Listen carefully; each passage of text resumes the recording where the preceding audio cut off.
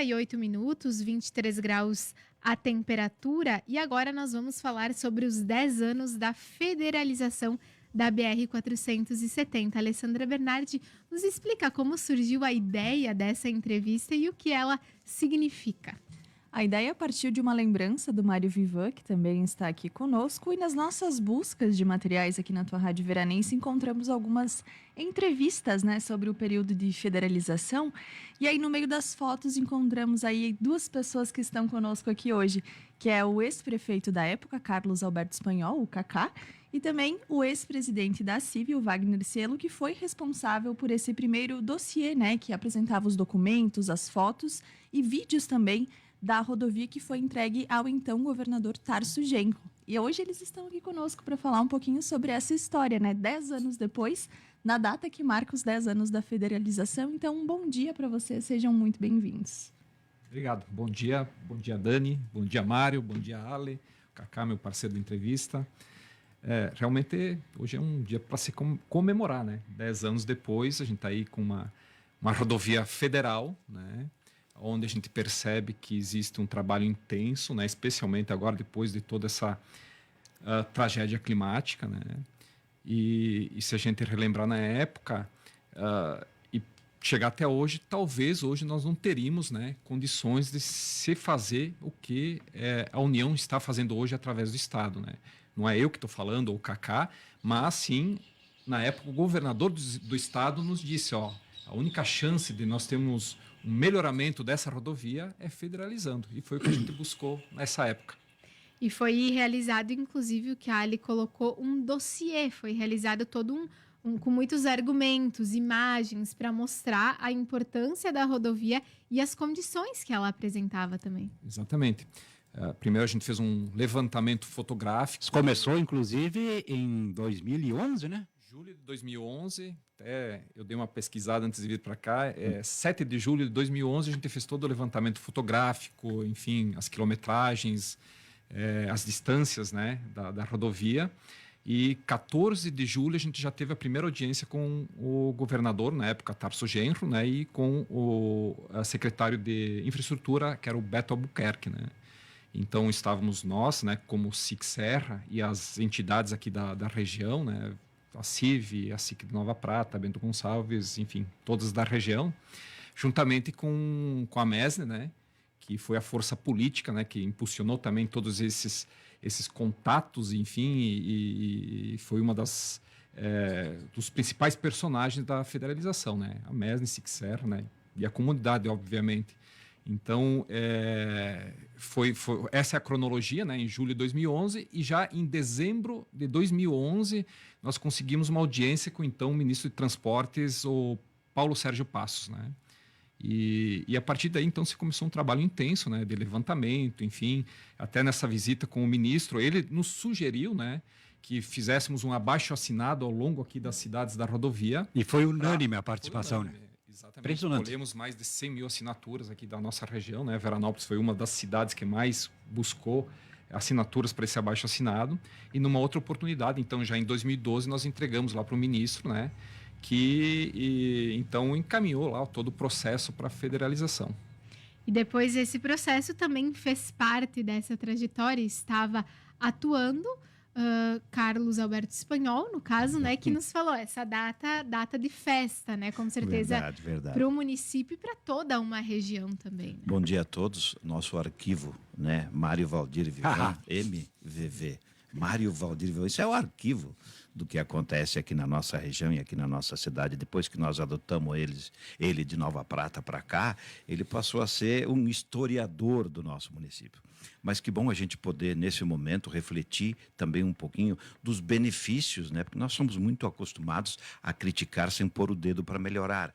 Então, aí foi exatamente a sociedade que se levantou, com o apoio dos poderes constituídos da nossa região, a MESNE como mantenedora do apoio regional político e institucional, ela fez um trabalho muito grande com as entidades que congregam a SIC Serra até hoje.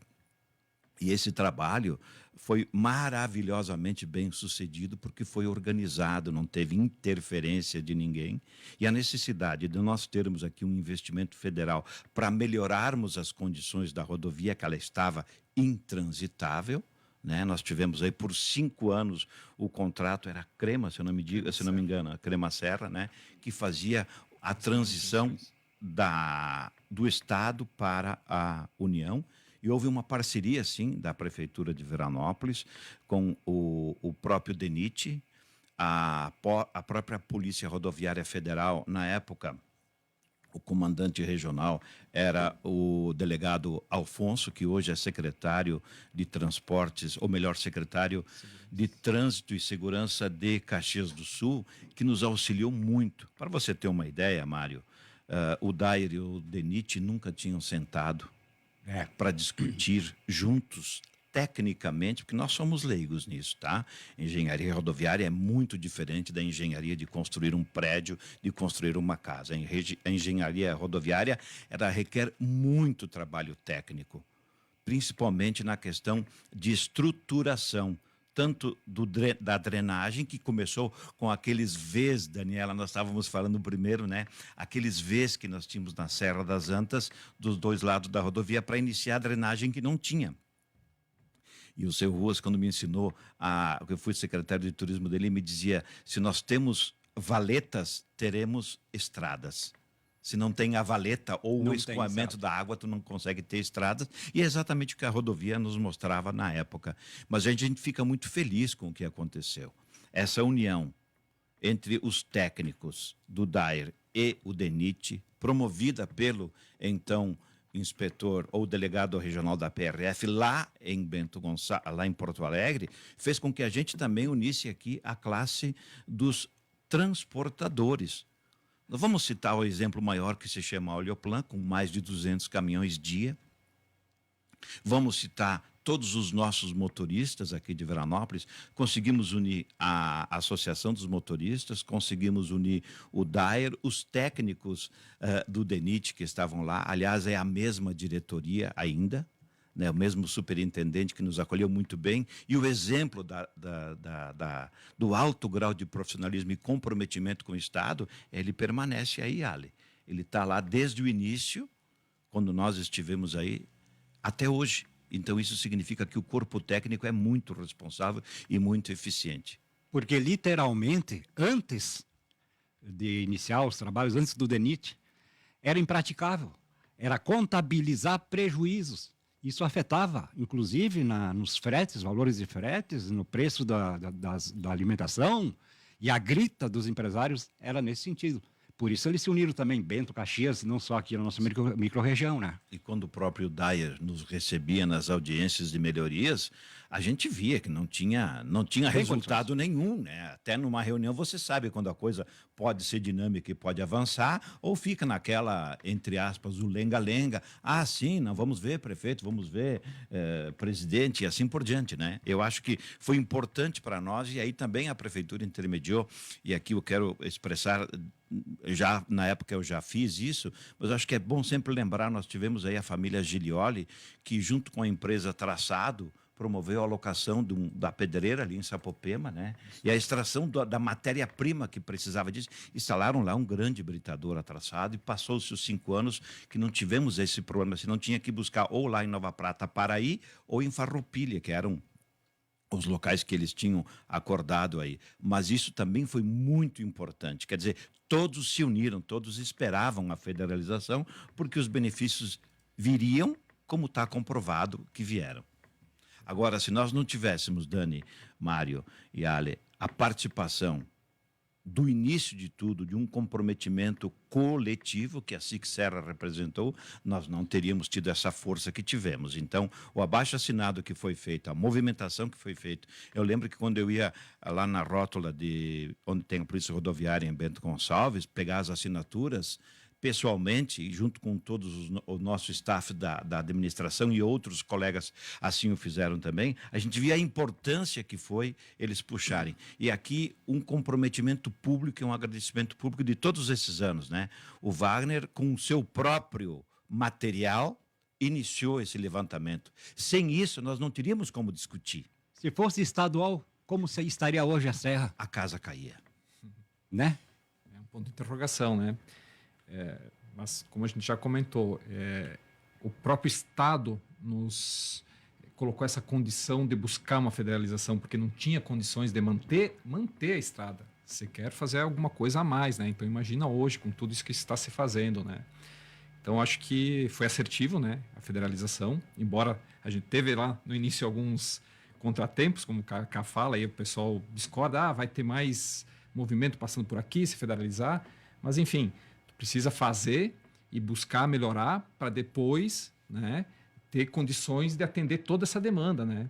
Hoje, se nós pensarmos, o principal modal é o rodoviário. Nós Sim. não temos ferrovias, nós não temos aquaviário, não temos aéreo, então nós precisamos ter uma estrada decente, né, e segura. Então, junto a essa federalização, a gente conseguiu trazer muita segurança.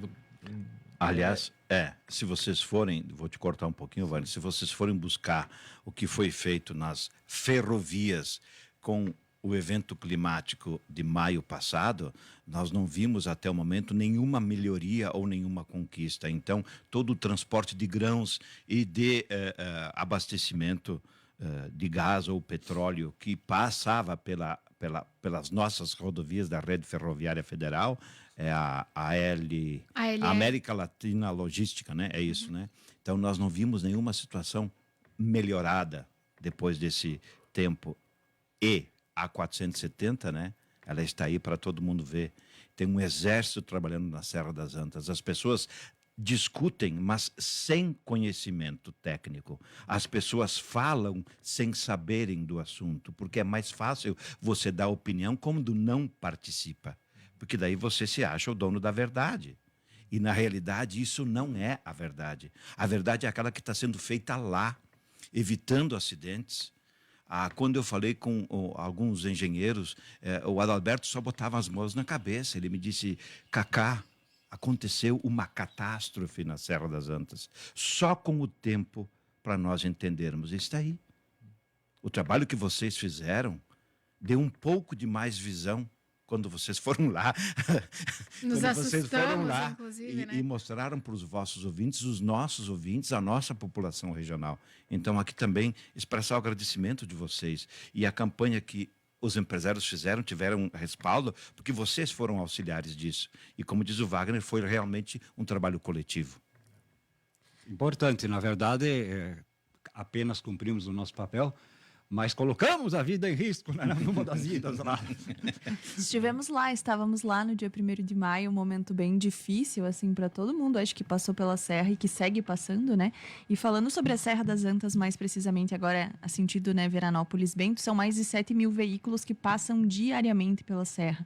Então, a gente vê uma tamanha movimentação e, se a gente for voltar no tempo, pensar isso ainda como uma estrada que era uma rodovia que era estadual, né?